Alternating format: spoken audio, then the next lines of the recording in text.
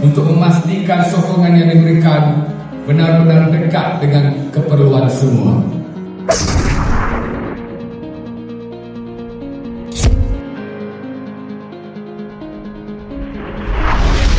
Baru-baru ini telah berlangsung Majlis Pemeteraian Kerjasama Strategik antara Agrobank dan Gabungan Persatuan-Persatuan Penjaja dan Peniaga Kecil Melayu Malaysia GPPP-KMM pada 17 Julai 2026 bertempat di Palma Hotel, Ampang, Kuala Lumpur. Kerjasama strategik ini telah disempurnakan oleh Datuk Tengku Ahmad Badli Shah Raja Hussein, Presiden Ketua Pegawai Eksekutif Kumpulan Agrobank, Tuan Haji On Haji Muhammad Yassin, Timbalan Presiden Gabungan Persatuan-Persatuan Penjaja dan Peniaga Kecil Melayu Malaysia, turut disaksikan oleh Datuk Yunus Abdul Ghani, Pengerusi Agrobank, Datuk Haji Zainal Abidin, Datuk Haji Abdul Majid, Presiden Gabungan Persatuan-Persatuan Penjaja dan Peniaga Kecil Melayu Malaysia, Encik Miswan Hussein, Timbalan Ketua Pegawai Eksekutif Tekun Nasional. Ini kita telah memeteraikan satu perjanjian usaha perjanjian strategik bersama gabungan peniaga-peniaga kecil Melayu Malaysia, dan ini membuka peluang kepada kami untuk menyantuni dan memberi perkhidmatan keuangan, pembiayaan,